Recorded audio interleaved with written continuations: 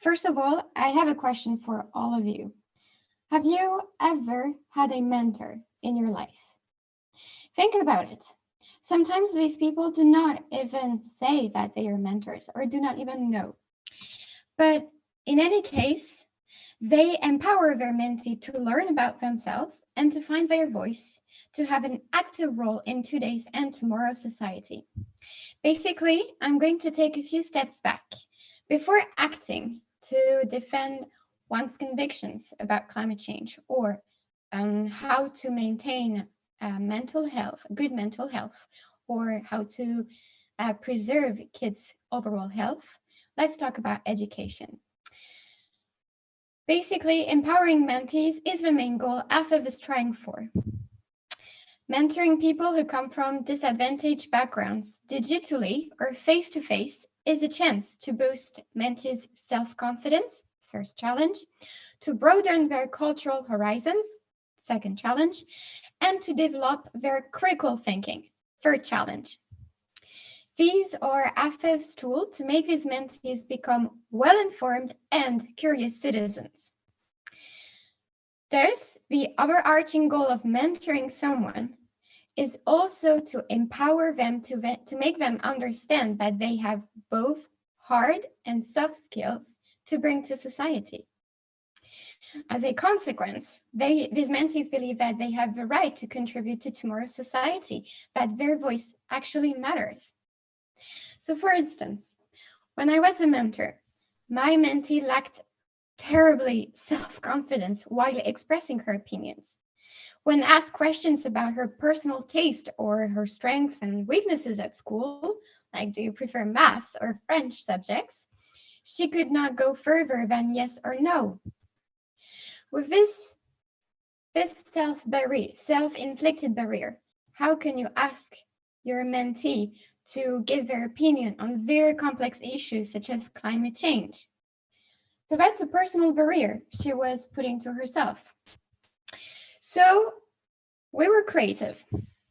Through activities such as watching videos about complex issues and very simple issues such as how to learn maths, and complex topics where it was like, for instance, how to learn a foreign language. Through creative writing exercises about what she preferred in nature, whether like hugging trees or, I don't know, jumping in very cold water, or online games such as personality quizzes, she slowly constructed her opinions.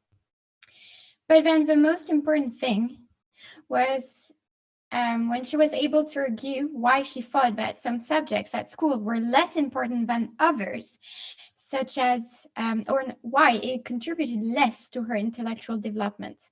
Huge improvement here. But the challenge remained when tackling complex topics such as physical activity, why it was important for her to keep moving, or an even further complex subject such as climate change. The reality of living with many siblings in an apartment which is far away from any natural site, well, this reality complicated mentors' work to raise awareness about a yet crucial topic. So now we're dealing with digital mentoring programs. It is both a means to keep in touch with the mentees when there is a lockdown and preserve one's social life to contribute, partly at least, to a sounder mental health. But it is also an opportunity. Digital mentoring allows mentors and mentees to meet via the phone or via WhatsApp or Messenger or via computer when possible. Mentors are first trained before meeting their mentees, but most importantly, they also expect to work on digital-related topics, such as how to make their mentees aware of the dangers of internet or the dangers of social medias, or the proliferation of fake news. To conclude, and to answer your question, Sarah, I think that mentoring is a good tool to empower youth. But as you said, challenges remain. It is often difficult to raise awareness about complex issues which are felt to be far away from either the mentees or the mentor's daily life. Climate change, the dangers of advertisement on unhealthy products such as sugar or the lack of physical activities, or instances which should be tackled by mentors, but sometimes it is simply too much disconnected from the mentee's reality.